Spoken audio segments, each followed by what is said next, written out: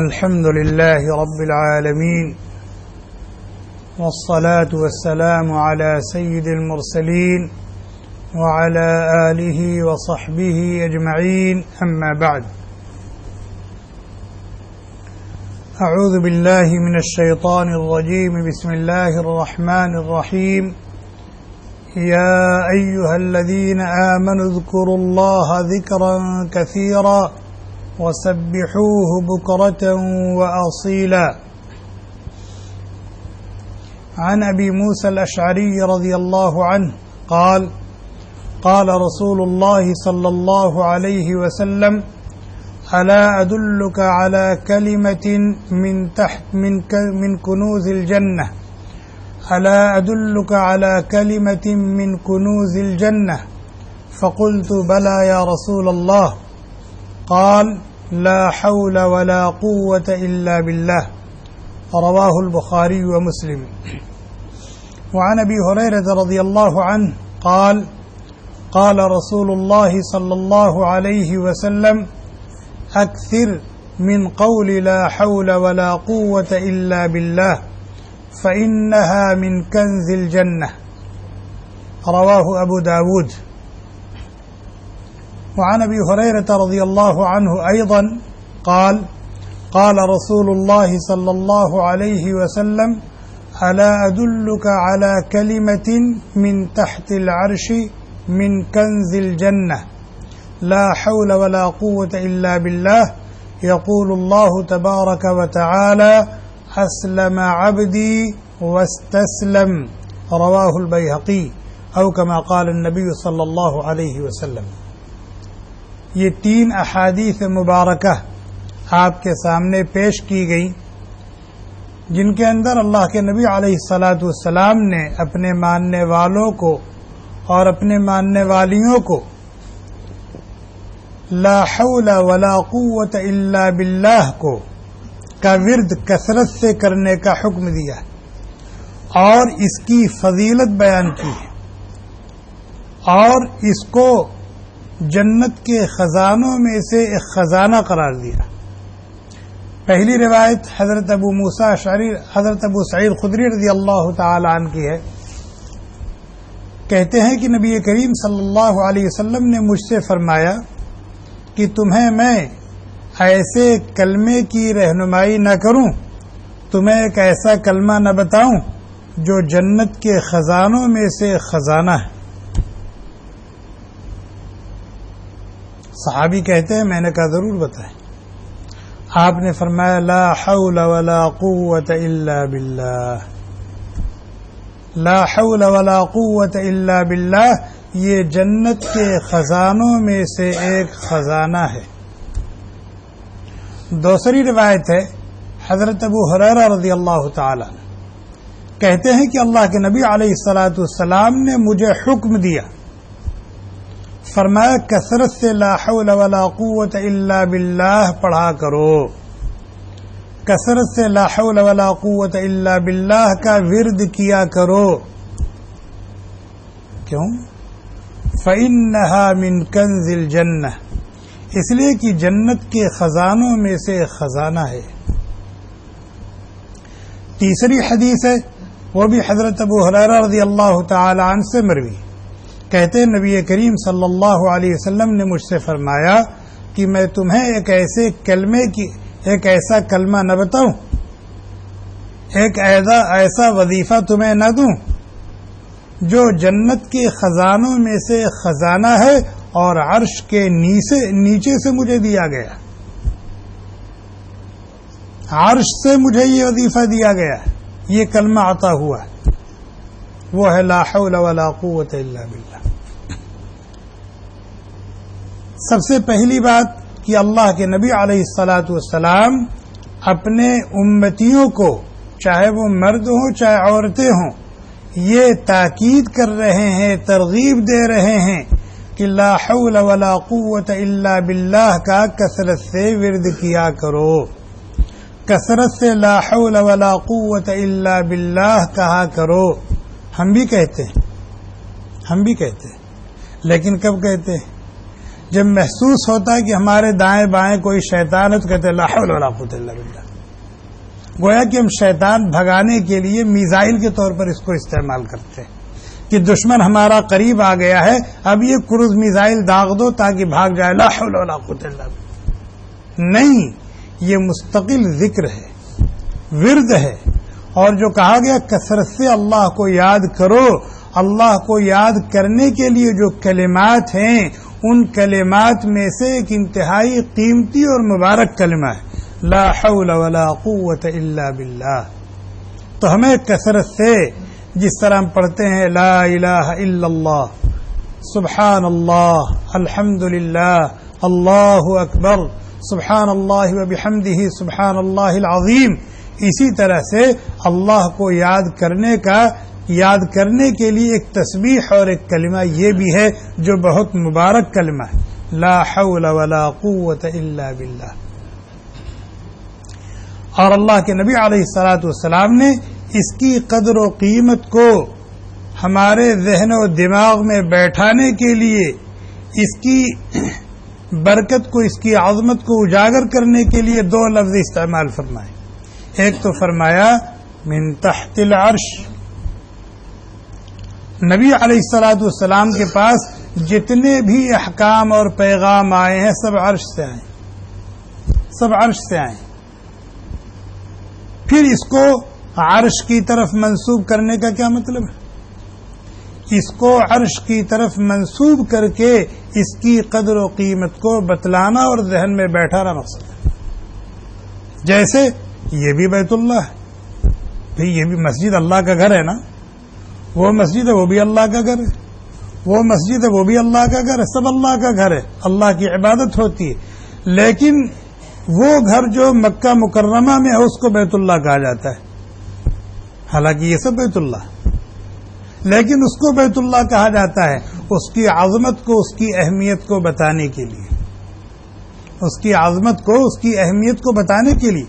نماز بھی اللہ کے لیے پڑھی جاتی ہے، زکوٰۃ بھی اللہ کے لیے دی جاتی ہے، ذکر بھی اللہ کے لیے کیا جاتا ہے، تلاوت بھی اللہ کے لیے کی جاتی ہے، ساری عبادات اللہ کے لیے کی جاتی.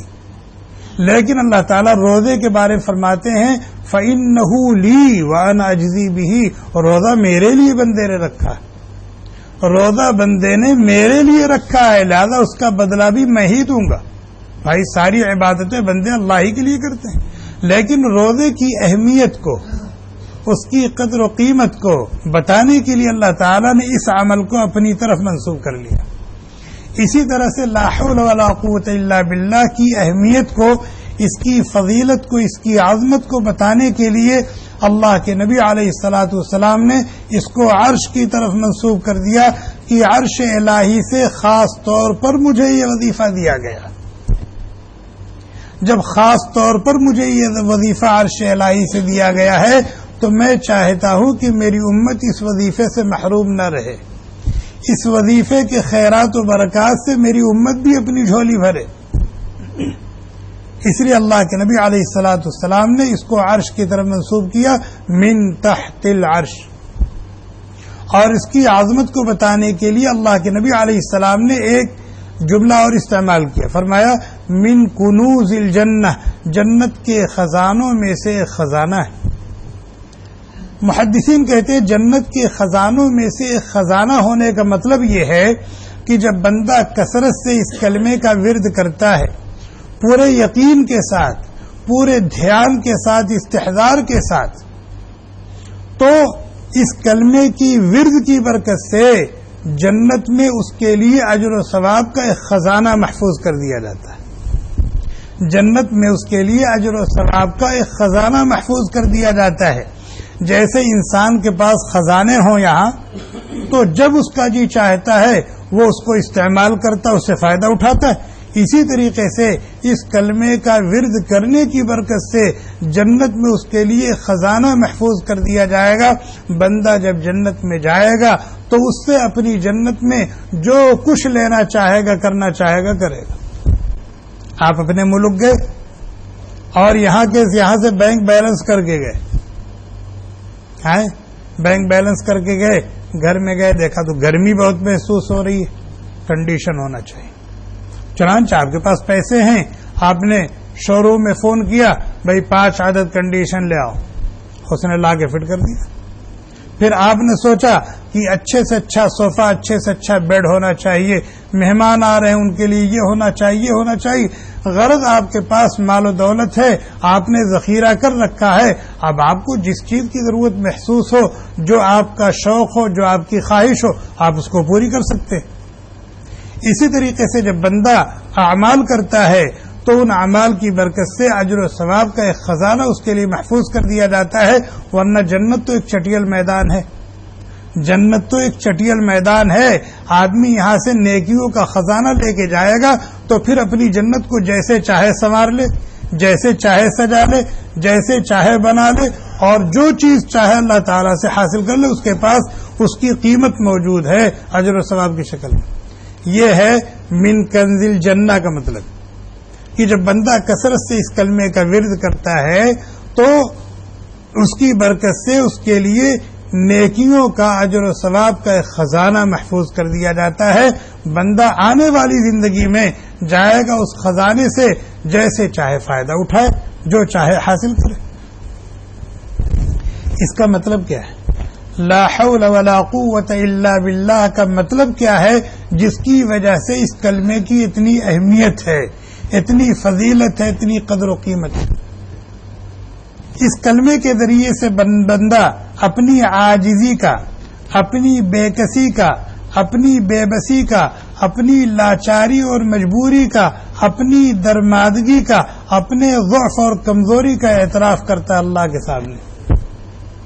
اور بندے کی یہ ادا اللہ کو بہت پسند ہے. بندے کی یہ ادا اللہ کو بہت پسند ہے کہ بندہ اللہ کے سامنے گر کر رہے، اپنے آپ کو مجبور بنا کے رکھے. کبر نام کی، ایٹھن نام کی، غرور نام کی، گھمنڈ نام کی کوئی چیز نہ ہو. شیطان اللہ کے سامنے اکڑ گئے. اللہ تعالیٰ کا اسجدوا لآدم، آدم کو سجدہ کرو. سارے فرشتوں نے سجدہ کیا. ابلیس استکبر غرور میں آ گیا، ابا اور سجدے سے انکار کر دیا. کہاں گیا؟ عظمت اور کبریائی یہ اللہ کی شان ہے، یہ اللہ کی شان. الکبریاء رداء العظمت، الکبریاء ردائی والعظمت ازاری. اس قسم کے کلمات حدیث قدسی میں ہیں کہ یہ میرا پہناوا ہے، میری خصوصیت. میرے علاوہ جو ہیں وہ میرے سامنے عاجز ہیں، درمادہ ہیں، کمزور ہیں، بے کس اور بے بس ہے. تو جب بندہ کہتا ہے لا حول ولا قوت الا باللہ، تو اپنی عاجزی کا، اپنی کمزوری کا، اپنی درمادگی کا، اپنی بے کسی اور بے بسی کا اللہ کے سامنے اقرار کرتا ہے کہ اے اللہ، بغیر آپ کے سہارے کے، بغیر آپ کی دستگیری کے، بغیر آپ کی مدد کے نہ تو میں آپ کو خوش کرنے والا کام کر سکتا ہوں اور نہ ناراض کرنے والے کاموں سے بچ سکتا ہوں. نہ آپ کے احکام و اوامر کو پورا کر سکتا ہوں، نہ نواہی و زواجر سے دور رہ سکتا ہوں. بغیر آپ کی مدد کے، آپ کے سہارے کے، آپ کی دستگیری کے نہ میں کوئی خیر اور بھلائی کا کام کر سکتا ہوں، نہ کسی شر اور برائی سے بچ سکتا ہوں. غرض میں زندگی کے ہر موڑ اور ہر قدم پر تیرے سہارے کا محتاج ہوں، تیری مدد کا محتاج ہوں اور تیری دستگیری کا محتاج ہوں. تو اگر میری دستگیری کرے گا، مجھے سہارا دے گا، میری مدد کرے گا، مجھے توفیق بخشے گا تو میں نماز بھی پڑھوں گا، روزہ بھی رکھوں گا، ذکر اور تلاوت بھی کروں گا اور دوسرے گناہوں سے بھی بچوں گا. لیکن اگر تیری دستگیری مجھے نہ ملی، تیرا سہارا مجھے نہ ملا، تو نہ میں خیر اور بھلائی کے کام کر سکتا ہوں، نہ شر اور برائی سے بچ سکتا ہوں. اس لیے یہ کلمہ اللہ کو بہت پسند ہے کہ بندہ اس کے ذریعے سے اپنی بے کسی اور بے بسی کا اقرار کرتا ہے، اپنا دکھڑا سناتا ہے اللہ. اور جب بندہ اخلاص کے ساتھ کہتا ہے لا حول ولا قوت الا باللہ، لا حول ولا قوت الا باللہ، تو اللہ تعالی عرش سے جواب دیتے ہیں، عرش سے جواب دیتے. جب بندہ اخلاص کے ساتھ، یقین کے ساتھ پڑھتا ہے لا حول ولا قوت الا باللہ، بغیر تیری دستگیری کے نہ میرے اندر خیر اور بھلائی کے کام کرنے کی طاقت ہے، نہ شر اور برائی سے بچنے کی ہمت اور حوصلہ ہے. تو دستگیری فرما دے تو سب میرے لیے آسان. اللہ تعالیٰ کہتے ہیں اسلم عبدی واستسلم، اسلم عبدی واستسلم، اسلم عبدی. جتنی مرتبہ بندہ کہتا ہے لا حول ولا قوت الا باللہ، ہر مرتبہ اللہ تعالیٰ کی طرف سے جواب آتا ہے اسلم عبدی واستسلم، اسلم عبدی واستسلم. میرے بندے نے انانیت چھوڑ دی، کبر اور غرور چھوڑ دیا، گھمنڈ کو اس نے اپنے اندر سے نکال دیا اور مکمل طور پر میرا مطیع اور فرما بردار ہو گیا. مکمل طور پر میرا مطیع اور فرما بردار ہو گیا. اور یہی اطاعت و فرما برداری اللہ کو پسند ہے، اور اسی کے لیے ہم دنیا میں بھیجے گئے. اسی کے لیے ہم دنیا میں بھیجے گئے کہ اللہ کی اطاعت و فرما برداری کریں، اس کی مان کر زندگی گزاریں.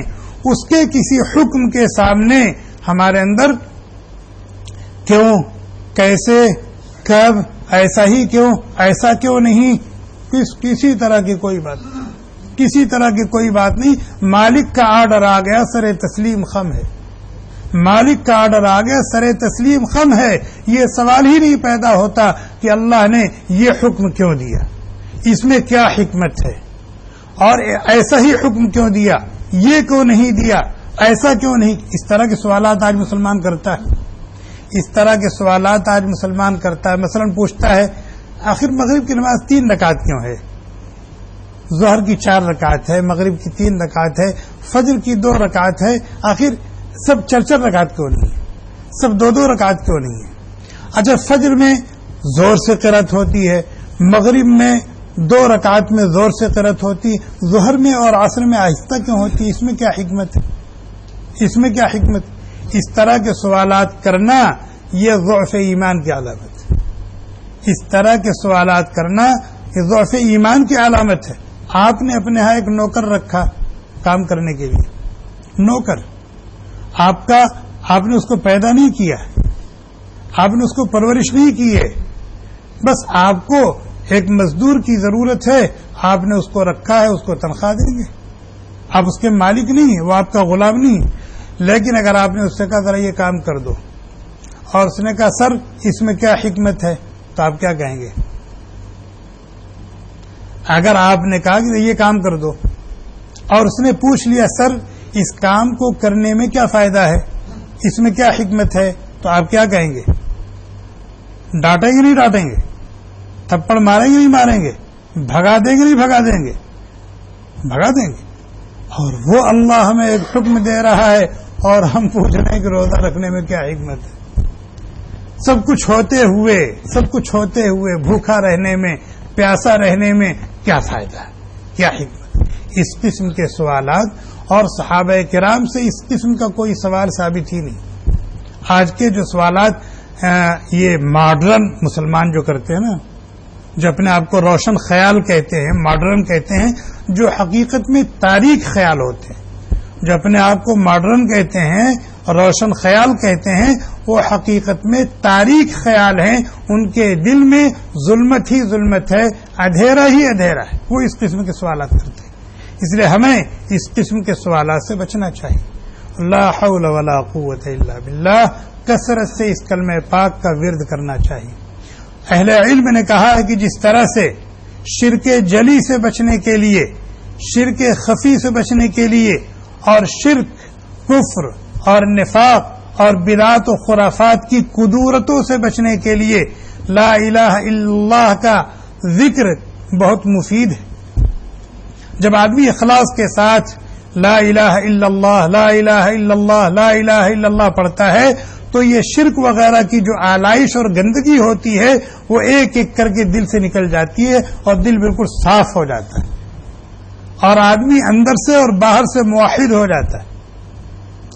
اسی طرح سے خیر اور بھلائی کے کاموں کو کرنے کے لیے، شر اور برائی سے بچنے کے لیے، اللہ کی مرضیات پر چلنے کے لیے، نامرضیات سے بچنے کے لیے، اللہ تعالیٰ کے احکام و اوامر کو پورا کرنے کے لیے، اس کے نواہی و زواجر سے بچنے کے لیے، یہ کیا ہے؟ لا حول ولا قوت الا باللہ، یہ ایک بہت زبردست وظیفہ ہے، بہت زبردست وظیفہ ہے۔ جب آدمی اخلاص کے ساتھ، یقین کے ساتھ اس کا وظیفہ کرے گا تو خیر اور بھلائی کی لائی سے جو کام کرنا چاہے گا اس کے لیے آسان ہے، جس شر اور برائی سے بچنا چاہے گا اس کے لیے آسان ہو جائے گا۔ اللہ تعالی ہمیں توفیق عطا فرمائے۔ سبحانک اللہم بحمدک ونشہد ان لا الہ الا انت ونستغفرک ونتوب الیک۔ Thanks for watching. Don't forget to like, comment, share and subscribe to Al Wahid channel.